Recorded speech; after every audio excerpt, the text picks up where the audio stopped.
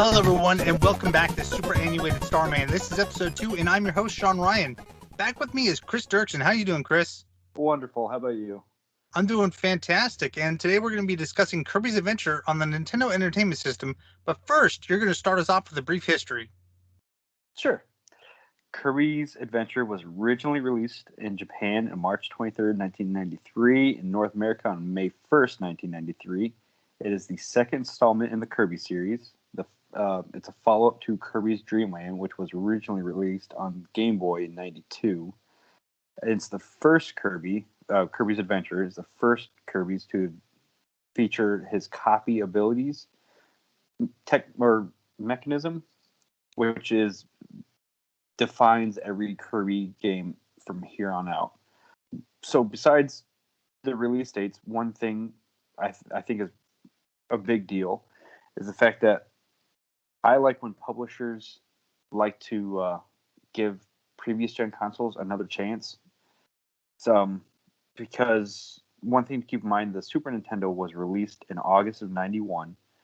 This game was released in May of 93. So it came out 20 months after the Super Nintendo was already released and around and just dominating everything. Yeah, so they're definitely continuing to support the NES when the SNES was already out. Yeah, and it really, and that kind of stuff really speaks to me because I have always been way behind the times on getting the newest consoles and stuff like that. And I love when developers really, it feels like a passion project when they keep on going with stuff like this. You know what I mean? Mm-hmm. And the second big deal to me is the fact that the original came out on the Game Boy 12 months after the Super Nintendo was released. So it's like a double. Even the original was behind the times, so to speak. So the fact that the original was late to the game, the follow-up, which is Kirby's Adventure, was also late to the game. I think that's really cool, and it's also worth noting that this series, which has become an icon for Nintendo with over 30 Kirby-related releases, started on an out-of-date system, which, you know, the Game Boy was released in 89. So, and the fact that this game didn't come, the first one didn't come out until 91. No, 90, what did I say? Sorry, 92. August 92. So the original game came out 3 years, you know, after the handheld came out. Mm-hmm.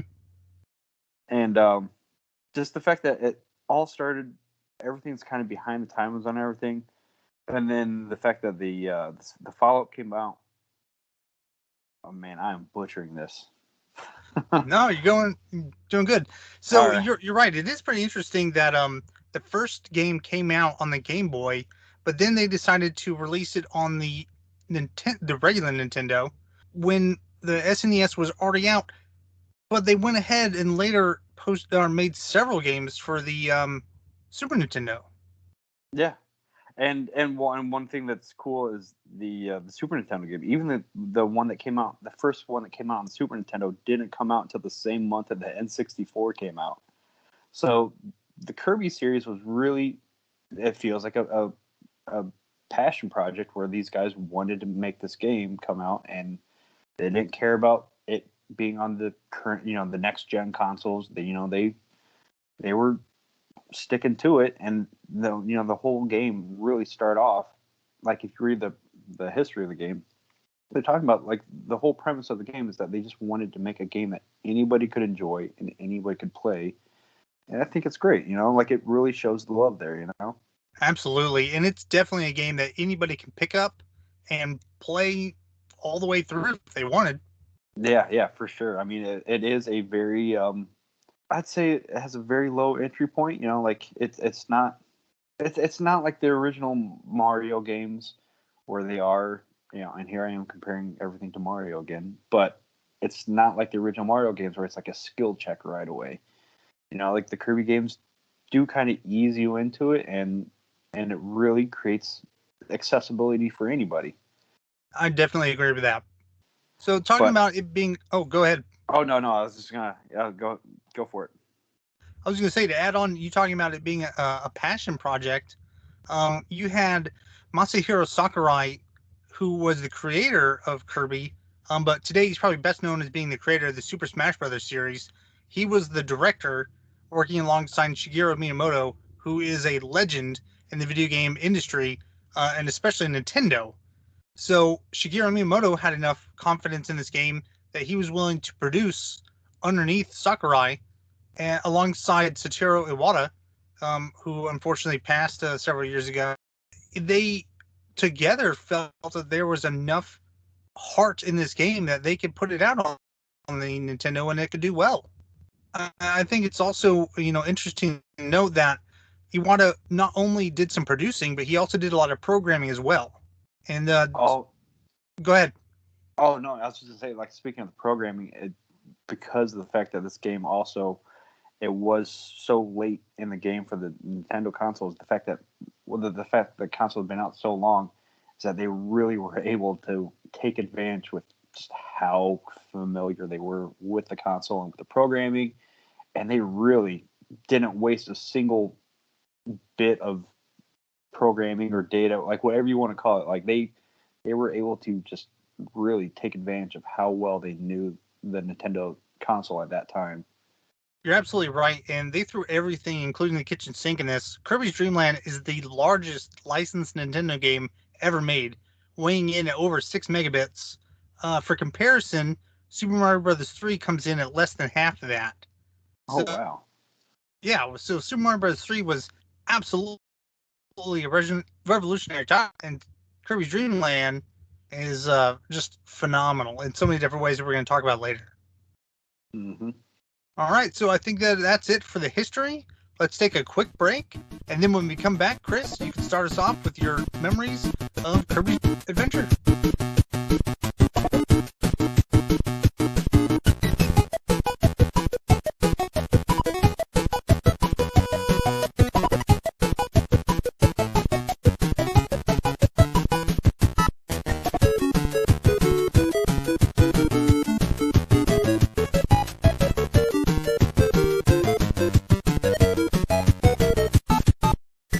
And we're back. And just a quick note for everyone out there, if I had mentioned Kirby's Dream Land, I meant Kirby's Adventure when I'm talking about the Nintendo Entertainment System title, not the Game Boy title. So, that being said, Chris, you want to start us off with your memories? Sure. My first memory of Kirby's Adventure was actually thanks to Kirby's Dream Land, probably like most people. I did not have a Game Boy, but I had friends that had Game Boys, and that was how I first played Kirby's. So then when Kirby's Adventure came out, that game was just, well, going from being used to the Game Boy one and then playing the NES one was amazing, because obviously, Kirby's Dream Land was black and white. There was no copy ability or anything.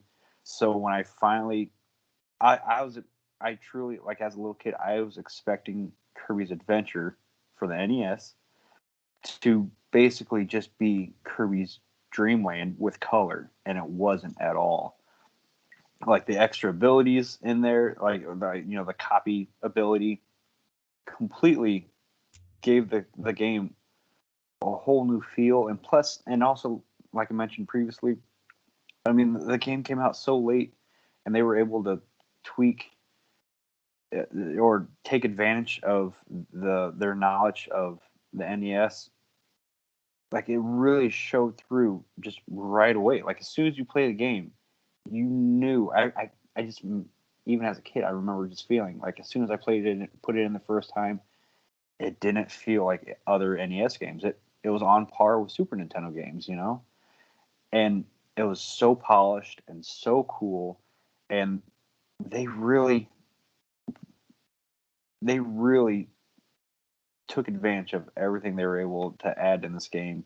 And as a kid, I just remember, I don't know how old I was when I was playing it, but yeah, obviously I was playing on the NES console. I never owned it, but I rented it. And one thing that was always cool, and this was a game I rented all the time. And then the nice thing about this game was it was actually it's kind of a short game. Even as a kid, I remember it being a short game. Would you agree with that, Sean? Yeah, it was definitely short in comparison to some other titles. And when I get the chance to talk, I'm going to talk about that a little bit myself. Okay, cool. I'm just making sure I wasn't misremembering because yeah, I remember renting the game, and this was, by the way, one of the few games that for Nintendo that had a memory system. Like it had the little lithium battery in it, so you could Mm-hmm. have save files. Which, oh man, I think I did look up how many games actually had that, but it was only a handful. So like whenever you rented this, you could see other people's progress and stuff like that, or you could erase it so that way you could actually turn off your game and can pick it up. So for a weekend rental, you could actually beat this game in one weekend, and it was short enough. And especially when you were an excited little kid, and this was one game I was actually able to beat as a kid because of that save function. And I was really blown away by the game because it just felt like the fanciest, most advanced Nintendo game that I'd ever played as a little kid. So I, for one, definitely deleted other people's save states. I didn't even yeah, try them out. As soon as I booted up that game, I immediately deleted them and started my own file. cool. Yeah, no, I was one kid. I always deleted one slot that I would dedicate for mine on rental games, but I did like to check out other people's save files so that way I could see. Sorry about that. Can you hear my dogs? Yeah, no problem. Okay, but yeah, I always kept other people's save files on there if they had multiple slots, just because of the fact I wanted to poke around and see what was ahead of me. So, but anyways, back to childhood memories. I think that kind of wraps it up. It was one of those games that was just so cool and so noteworthy as a kid. Yeah, absolutely. If you're finished, then I'll go ahead and start in with mine. Yeah, please do. Yeah, and similar to you, and like I mentioned in previous episodes, I too didn't get a Super Nintendo until late 1994. So I was also still playing the regular Nintendo games. And Kirby's Adventure was a game that I didn't even pick out for myself. My mother actually rented the game for me and my brothers. I, unlike you, did not beat the game as a kid. We rented this a lot, but I didn't get to beat it because I had to share time on the console, and of course, that meant, either switching back and forth whenever you died, or it meant them starting their own file. So, Yeah. yeah, so sometimes that meant that my younger brother would kind of destroy all the progress that I've made, and he'd start his own, and I just had to suck it up and kind of deal with that. But with Kirby, I was aware of Kirby through Nintendo Power, and I had seen the Game Boy game through friends, but I personally wasn't very interested in it. And so I'm very glad that my mother actually rented this for us. And you know how it is being a kid. You get maybe one or two new games a year. So a lot of your experiences came from either borrowing games or renting them. And I definitely rented the hell out of this game. Yeah. Yeah. No, a lot of trips to Blockbuster. Like, man, I even think the local IGA rented games. Yep, and that's where we got them. We got them at the IGA. Kind of talking about where we were saying earlier about the accessibility of this game. The game definitely starts off fairly easy, so learning how to use the various copy abilities is pretty straightforward. But I can remember distinctly not knowing how to ditch the ability that I had, and instead I would intentionally get hit in order to pick up a new ability. So that meant that I was dying a lot more often than I probably should have, and that probably contributed to not beating the game. Oh man, I Um, can't remember if I actually knew that trick or not. Like, or not trick, but the select button. yeah, push and select to ditch your ability. I did not know that, but I wanted to try out everything so I thought the idea of sucking up enemies and shooting them out as a star, I thought that was really cool. I thought it was awesome that he could fly whenever he wanted. But at the time, I was 9 or 10 years old. This is 1993, 1994 that we're talking about. I had already played games like The Legend of Zelda and Castlevania. So when I saw Kirby was this little pink fluff, I was a little turned off by it, but I quickly got over that when I saw how good the game looked, how good it sounded, and how good it played. Oh no, I completely agree with you there. I mean, like Kirby was not cool at all. Like, No, he's really not. I mean, as grown-ups, we think he's cool, especially like when you like Smash Brothers and you've seen how integrated he's become. But yeah, when he came out, like, yeah, that wasn't cool. You know, that was like two artistic lines away from being Pokemon or something. Which, oh man, I probably just alienated a lot of Yeah. people there. That was a mistake to say. Okay, now in my you know, when Pokemon first came out, we were too old and too cool for Pokemon. So, like, Yeah, when did that come out in North America? 1998, I think? I don't remember. I remember, yeah, Pokemon came out. Like, I distinctly remember seeing the show come out like in fifth grade, and that was at a point where you lumped it in the same category as like Power Rangers and stuff, and you know, like you're just a little bit too old for it, but you were aware of it. But Yeah, I was definitely too cool for school when it came to Pokemon. I do remember people on the playground had cards and they would talk about the Game Boy games, but I don't remember. I can't really place that in my memory for when that was. yeah, I really don't either. Okay, because I will admit I never got into Pokemon. So, but anyways, back to Kirby though. But I didn't mean any disrespect to any listeners that love Pokemon and all that good stuff. But I'm just saying, like the aesthetics of Kirby when it came out, yeah, it's this balloony, cartoony little happy pink puffball. Like, you know, it was like looked like it could have been totally related to Jigglypuff. You know, so Yeah. yeah, like what you were saying when Kirby came out, it was not, you know, it was not Castlevania. It was not, you know, cool or edgy or hip or anything like that. It was kind of friendly. Yeah, he was no Link, he was no Simon Belmont, but I did eventually come around and start liking the character even as a kid just because of how much he could do and how I guess just how different he was from all these other characters that I played. So we played the hell out of Super Mario Brothers 3. So we've had power ups that turn us into frogs, tanukis, raccoons. But with Kirby, we have so many different abilities, and testing them all out was just awesome. And that's Mm-hmm. one thing that I experimented with a lot as a kid. And I even though I kind of bagged on Kirby then, I thought Meta Knight was cool as shit, especially see him pop up at various points in the game.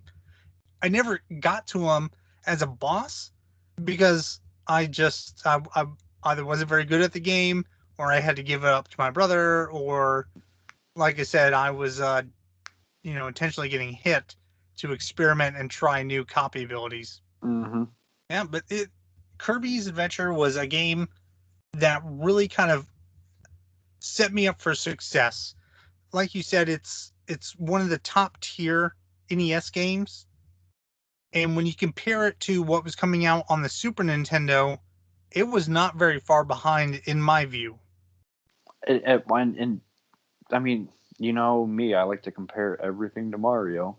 But if you're going to compare Kirby's, what is this, Adventure? Yes, Kirby's Adventure for the NES to Super Mario World, what they did with two buttons and a D-pad, I think blew away you know, what Super Mario World did with six buttons and a D-pad. You know, like because if you think about it, and I was planning on saying this for talking about playing it, you know, nowadays and stuff, but I'll just go ahead and mention it now if you don't mind. Well, go ahead and save it because Okay. I'm about wrapped up with my childhood memories. So we'll go ahead and take a break, and when we come back, you can tell us all about what it's like playing Kirby's Adventure today. Okay, fair enough. All right, so stick around, take a quick break. We'll be right back.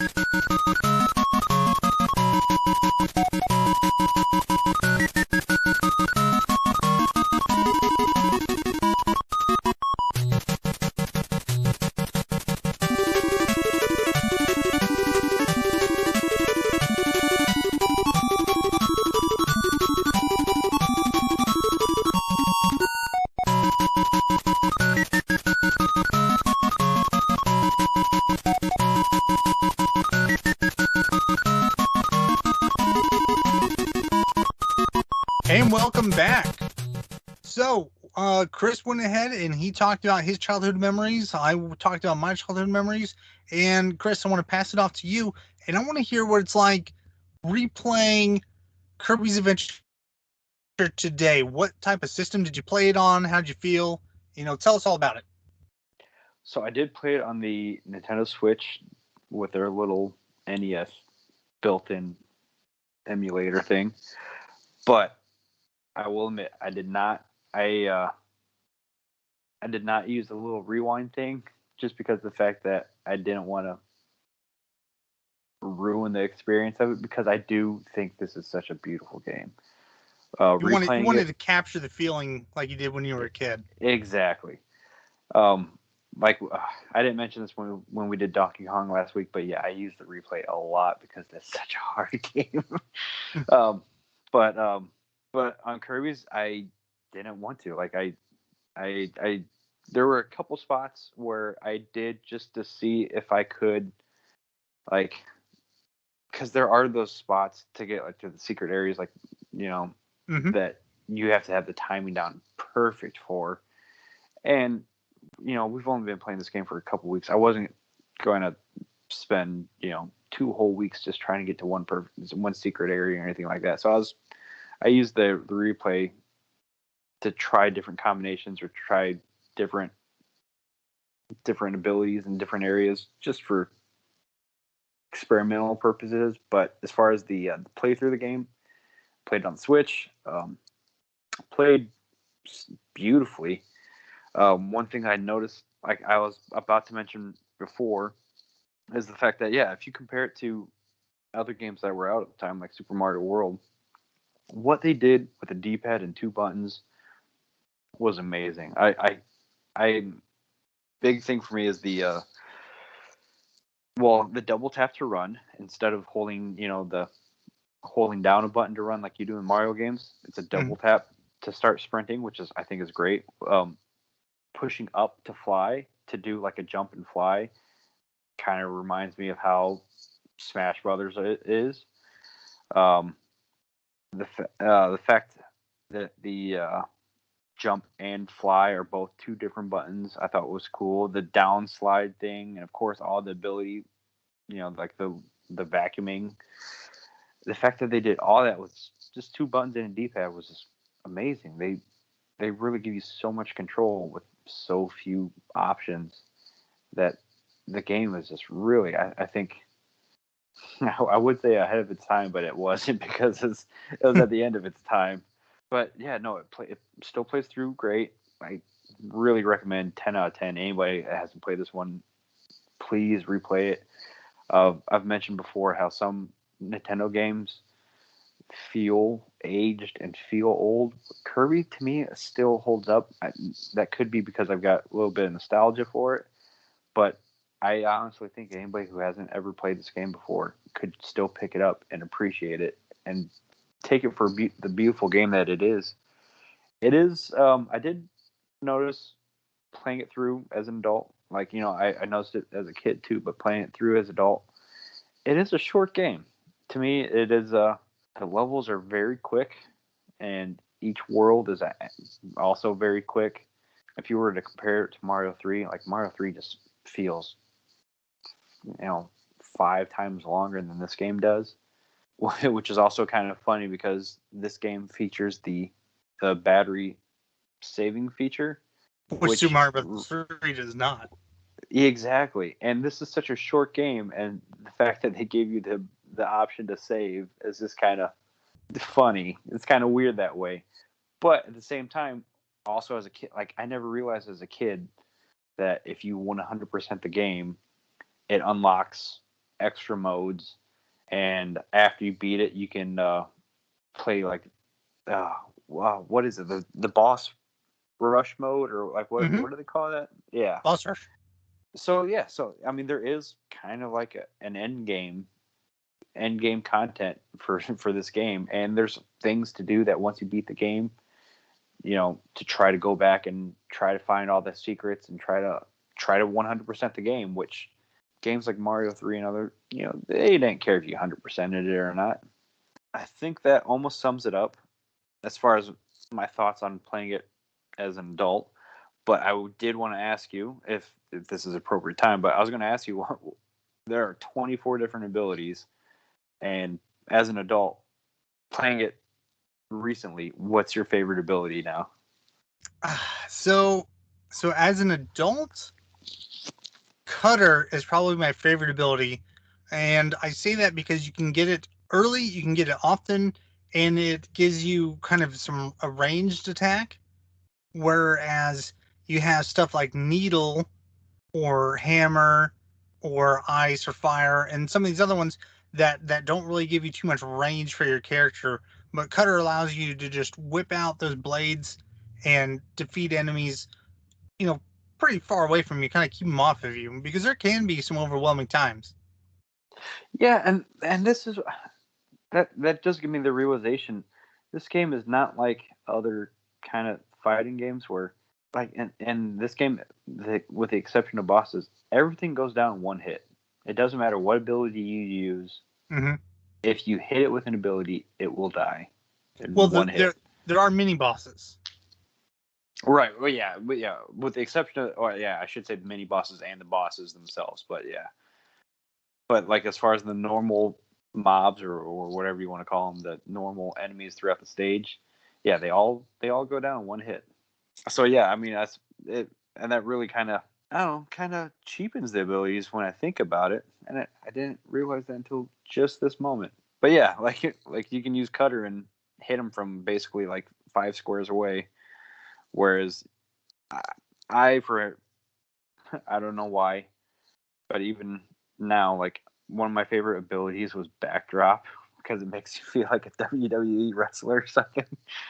It's just so silly. But I kind of like the up close ones. I like what backdrop. I really like hammer, and I think hammer was also because because there's all those little posts that you could nail with a hammer. Mm-hmm. But I do remember as a kid, like my favorite was the UFO one because that was just such a guaranteed win. Like you get the UFO and you're just invincible. You fly around endlessly, super fast.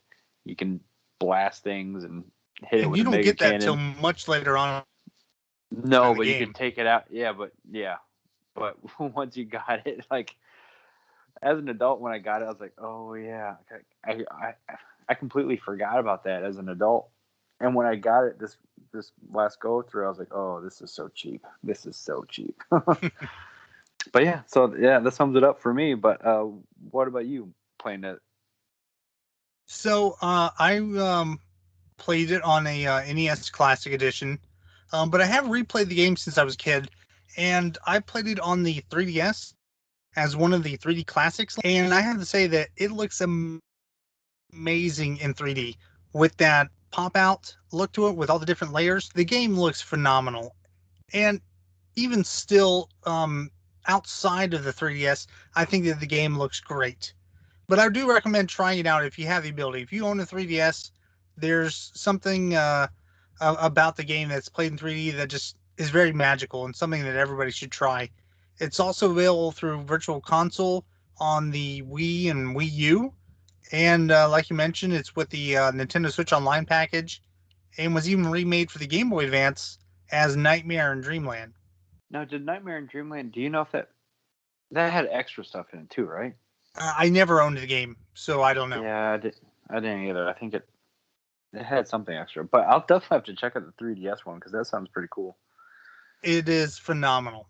like you were mentioning earlier, the levels are short, but they're visually packed. There's a lot to see in each one of them. There's a lot of enemies, and that provides a lot of opportunity to try out all those different abilities that Kirby has.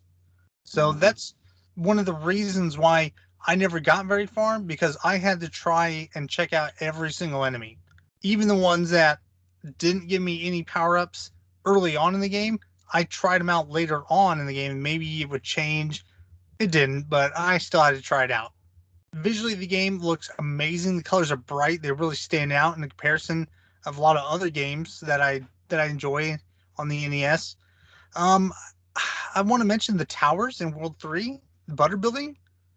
The towers had that 3D look to them. So as Kirby's running to the right, it looks like they are rotating. Mm-hmm. So they did that using parallax scrolling, meaning that they had multiple backgrounds that they could move at different speeds to give the illusion of depth or rotation there. And that's something that you didn't see in a lot of other games, especially titles like Super Mario Bros. 3. We didn't see anything like that. So I Yeah. thought that was something to definitely take note of. As a kid, I didn't care for a lot of things in the game, but the music has especially grown as an adult. I feel that the music really has its place in the top tier when it comes to the NES library. And when I was trying to think about what kind of words to describe it, I had to say fun is definitely one, but frantic is another, because they're all very upbeat, they're all very fast, but they're kind of chaotic. And I think that kind of goes along with the world that Kirby's in, where he is this cute little puffball, but he's a puffball versus all of these enemies in the world. Everything is opposing him. The overworld concept was pretty great. The concept of using doors to enter each world and connecting levels to each other, I really enjoyed that. The mini games that are available, I think, are fun and very like Quick Draw. I Oh, thought I was completely forgot about the mini games. Yeah. Yeah, I think they are phenomenal. Quick Draw is one of those games that it's either a lot of skill or a lot of luck.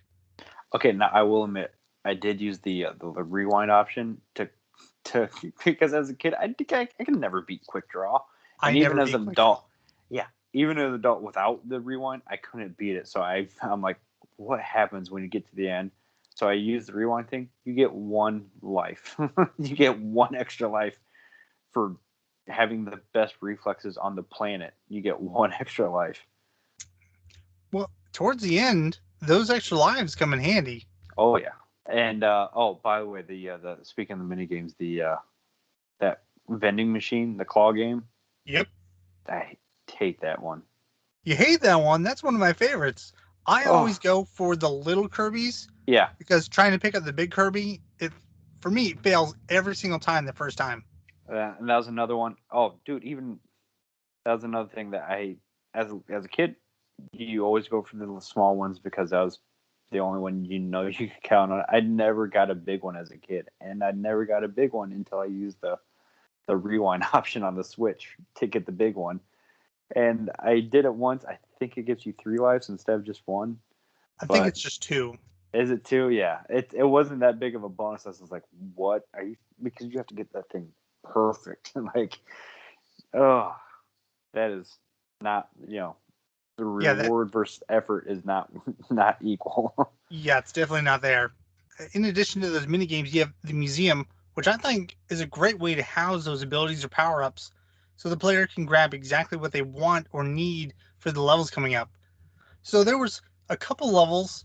One that comes to mind is that there is a fire or torch enemy that is trapped inside of a block. So he's easy to grab. He can't harm you at all. And you can see a little wick Hmm. that that you have to burn and then quickly jump into the cannon so that fires you off somewhere so you get some prizes. I think it's a one up. I wish there were more of that where you had to kind of strategize what power up you're going to bring into the level to get those bonus rooms. And I know they exist, but I wish that there was more of them. Yeah, I will admit I did not find out the bonus rooms, and there were a couple of those like those little wick moments like you're talking about, where like I'd find a wick, I'm like, oh, I need the fire guy back in the beginning of the level. Which, fortunately, in this game, as soon as you clear a screen and then go back a screen, all the enemies respawn, so you could always go back and just get whatever power up you needed to. But I could still, there's a few of those wick things, even with the rewind and cheating on the Switch, I still couldn't get there in time. So I have no idea what those cannons take you to. Yeah, I definitely didn't try them all out. I only did a few. Most of them I saw that I knew that there was a secret or a room there. I just kind of bypassed them so I could finish the level because Mm-hmm. I didn't feel that the risk versus reward was going to be worth it. So I want to talk about the bosses because the bosses I feel are the highlight of each world, and I feel like they're a reward for the player for Totally. completing everything. So if you're okay with it, I want to talk about each and every one of them, and there's not that many. Let's be real. And I kind of like your input on them as well. Yeah. But just to warn you, I'm horrible with names, and especially with game character names. But if you can tell me what each boss did, I'll know which one you're talking about. That's fine. I have their names right here, and I'm going to go through them in order. So the first boss is Wispy Woods, the giant tree. Um, Oh, that one's such an icon. yeah, very iconic. We see him in the Super Smash Brothers stage for the Kirby level, so he definitely has made his impact on gaming history. But as a boss, I found him to be pretty boring. I get it's the first boss, but Yeah, it's like a tutorial. yeah, I wish there'd been a little more to it. But you kind of get what you get. The second boss, Paint Roller, he's the one that goes to the 4 different canvases and paints something to throw at you. Yeah, isn't that so cool? He killed me twice because I couldn't figure out a pattern. I couldn't jump over him in time, and that may be just poor playing on my part. But I didn't like the boss too much. I I like the idea of it. I mean, it's such a goofy idea, and such a because I mean this is Kirby's Dream Land. You know, it's supposed to be magical and whimsical and stuff. And the fact that you have a boss that is painting enemies that come to life and he chucks them at you, or they jump out at you. You know, I just I mean it wasn't that hard of a boss fight or anything, but it's just goofy and fun. I enjoyed it. I think it's definitely a fun boss. Yeah, In stage 3, we have Mr. Shine and Mr. Bright, the Sun and Moon yeah, bosses. that was awesome. Yeah. That's probably my favorite boss outside of Meta Knight. I really like the combo attack where one of them is shooting at me and giving me the stars to defeat the other boss, Mm-hmm. while there's one on the ground that's also doing something trying to beat me. And I think, oh man, this, oh, I that this boss always stuck out to me, and I'm sure I'm going to be the only person in the world that relates this. But I remember Smashing Pumpkins Tonight, like the music video for that, like flying to the moon, all that stuff. But this boss fight always reminds me of playing or when that music video came out. So like this particular boss fight just kind of always, I don't know, Well, you know I'm a Smashing has a Pumpkins special fan, spot. but I think you're alone in that one. Yeah, I guarantee I am. But yeah, I mean, just nostalgia, and this game just has nostalgia just dripping on it for me. So Yeah, Krakow, the next boss, he's the Thundercloud with the eyeball. screw that boss. I hate that boss. So I like this boss mainly because of the power up usage of high jump that you use to jump from cloud to cloud to cloud, quickly getting up all the way to where the fight actually starts. I did not know that you can use high jump to hurt the boss. Oh, I didn't know that. No, I didn't know that either. I was watching a speed run of the game, and they used high jump to hurt the boss because I would always just use the ability. I'd push select, make it a star, and then suck it up and shoot it at the boss. And whenever he would spit out an enemy, I would suck him up, Yeah, turn it that's into high jump, use the select button, and just rinse and repeat until he was dead. So yeah, that's exactly what I did. I was blown away when I saw that you could use it to kill the boss. Huh. Okay. I might have to go back and try that again that way. Yeah, I thought about that. I wish I did, but I did not. I wish I could say I did. Next we have Heavy Mole, and I like that it's a different kind of boss. We're not really fighting him so much as he's just running away from us, and we're trying to keep up with him as he's shooting enemies back at us. Oh So, yeah. as the boss is running away, he shoots an enemy, we suck him up and shoot him. But we're never we're not really we're the antagonist in that situation, because And that boss is just trying to do his own thing. yeah, and that boss, the boss itself didn't kill me as much as the getting pinched by the level did, where I couldn't keep up Yeah, with him, or I was on the wrong, staying in the wrong place, and the level squished me rather than the boss actually doing damage. yeah, you had to keep up, or you're gonna get caught up in that auto scrolling. Yeah, and then it's an instant kill. It's not like the boss is whittling you down, and no, it's just you get stuck and you get pinched and die. So that boss was kind of frustrating to me. It was and I never actually learned the pattern. Like I'm sure it went the same way every single time, but that was one of those things that I don't Yeah, know. I don't know what the pattern is for how he decides to go straight up or down. Yeah, and that was one of those things. It's not like other games where I've played that particular level so many times where I just had it memorized. I was thankful just to get through that boss and then just move on to the next one. And the next one is my favorite boss, Meta Knight. That from here on, I never saw as a kid. It wasn't until I was an adult replaying this game on the 3DS that I got to see Meta Knight, who is my favorite boss, and he's my favorite character in the game, and just one of my favorite video game characters all around. And I Having believe the in this sword game. ability, Oh, I was just gonna say I don't think he even had a name in this game I'm not sure. I don't think. Well, nobody's really referenced by name, not so much, except for DDD. except King Dedede, yeah. But using the sword ability to have this one-on-one duel with Meta Knight, I thought was incredibly cool because you had this mysterious antagonist that had been, showing up periodically throughout the game, summoning up minions for you to beat. And when you beat him, you slice his mask in half, and you see that he looks like a dark Kirby. Mm-hmm. The whole mysterious nature about him, I thought was so cool as a kid, and it's something I still think is so cool as an adult. Oh, totally. And plus, and I really enjoyed all his the mini boss. Or can you call those mini bosses? I don't know. All the little earlier encounters with him.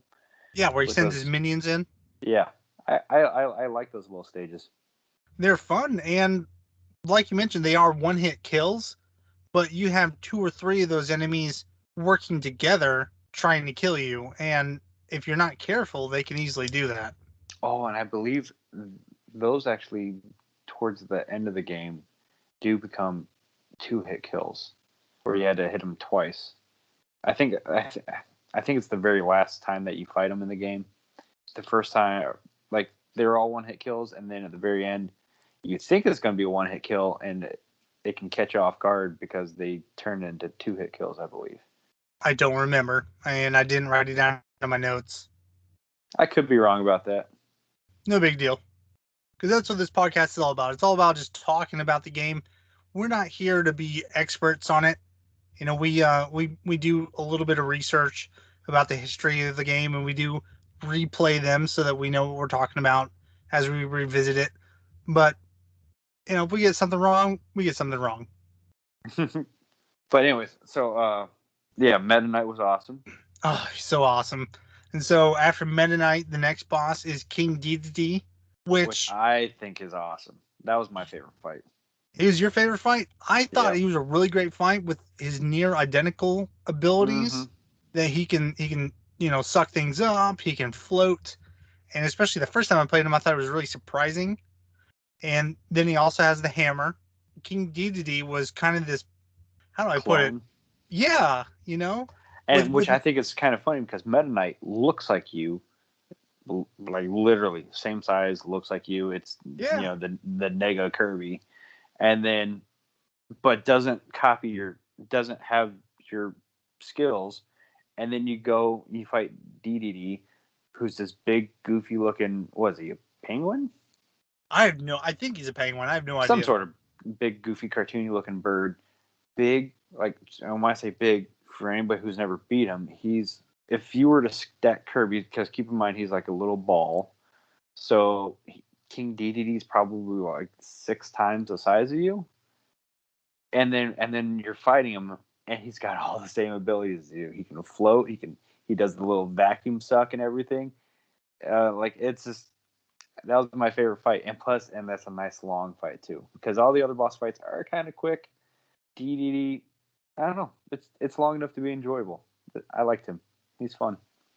Well, you said something that kind of really made a spark in my mind, which was Meta Knight looks like a copy of you, but you copy the sword ability to fight him, whereas Mm-hmm. DDD looks nothing like you, but has copied all your abilities. Yeah. So So yeah, that you're more like Dedede than you are Meta Knight, and I think it's kind of a nice little twist. yeah, it's really cool. Lastly, the final boss, Nightmare. I thought it was really cool how the level goes from a side-scrolling shooter Yes, until where the spaceship, like what game was that? Like Galactica or like whatever. you have like Gradius and Yes, that's R-Type and Gradius. Yeah, thank you. That's the one I was thinking of. yeah, so you're using the Star Rod and shooting stars at Nightmare, and basically just like a shoot 'em up. But then in the second boss phase, you kind of fight him in a more traditional sense, even though the background is still scrolling, so it looks like you're still moving, but you're just kind of standing on stable ground. Yes, and that's one fight that always threw me off because because that, like, I had to stop and remind myself I'm not moving. Like, I'm not going against the flow of anything, even though the background looks like you're going 1,000 miles a minute. It's just the background moving. You're not actually moving at all. But it's messes with your brain. But I did want to mention. Oh, sorry. Go ahead. I was just going to mention that I think that Nightmare's character animations are really good, Totally. and yeah, I think that the animations definitely stand out compared to a lot of the different bosses, and it shows how much time they on Nightmare just to make it an even more epic sense of triumph when you finally beat him, because he doesn't look anything like any of the other characters that we played so far. No, and And go ahead. oh, I was just gonna say, like, can I give a spoiler for anybody who hasn't played this game? I mean, this game has been out for what, almost 30 years. Yeah, Spoilers so are if okay, if right? you haven't played Kirby's Adventure already, we've already spoiled quite a few of the bosses. You should definitely stop now and play the game, and then come back and finish the rest of this podcast. Or plug your ears and go la la la la la. But one thing that you mentioned about, yeah, Nightmare not looking like anything else in the game is because he's, turns out, DDD, who you thought was the big bad guy, was actually a good guy.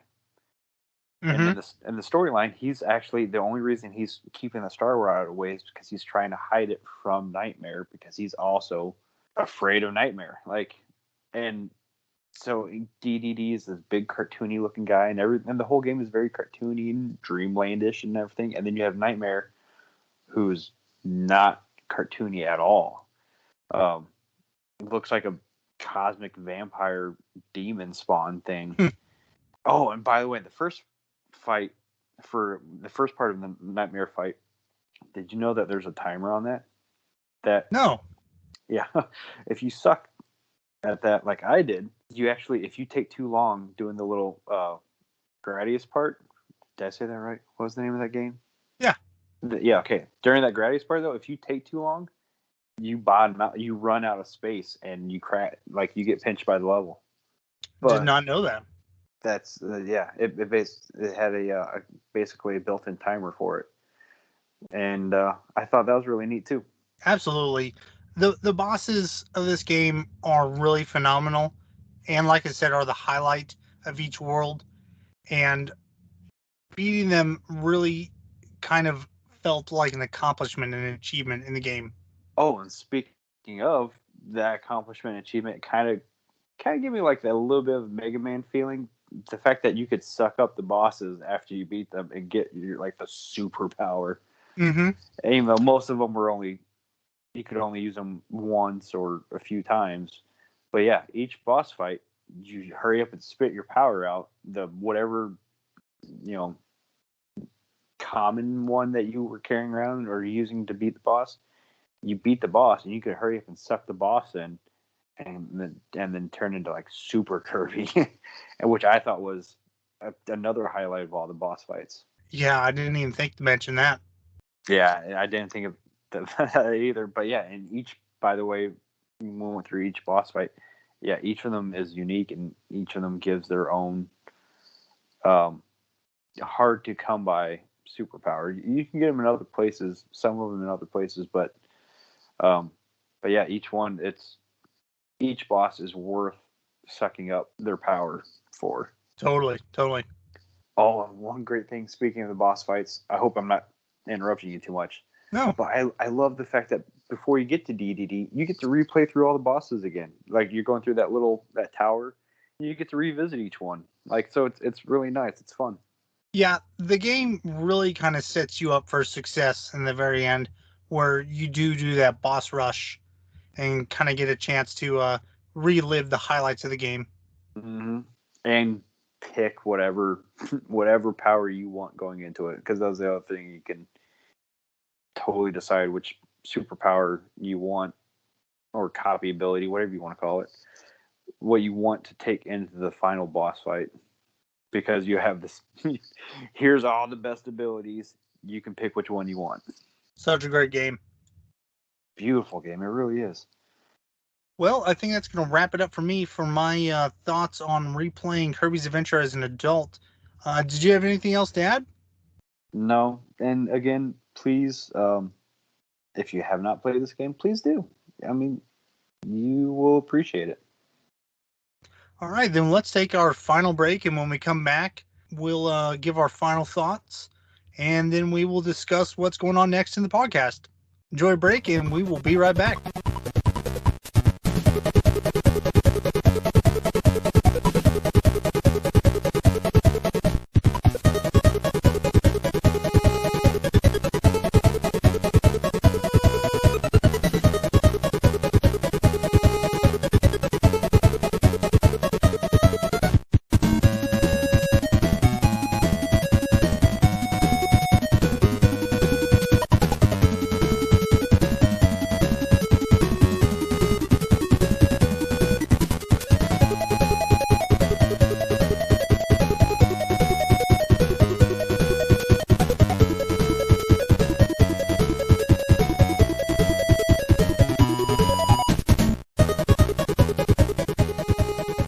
And welcome back. So here we are. We have completed our thoughts on Kirby's Adventure as adults. So, Chris, do you have any final thoughts on the game that you want to share with the audience? No, not really. Yeah, like I said, please take the time to play this one. This is a game that really does feel timeless. It ages very well. It's such a fun, lighthearted story. It is, if you care about the culture of Nintendo or anything like that, it is such a landmark of a game for Nintendo. So it's definitely worth checking out. And like I mentioned earlier, if you can play it on a 3DS, do so. Get that 3D collector's version or 3D classics version, excuse me, and go ahead and try it out that way. The game runs fantastic and looks great. So if that's all you got, follow me on Twitter at ReviewByte. That's Review Byte with a Y, BYTE.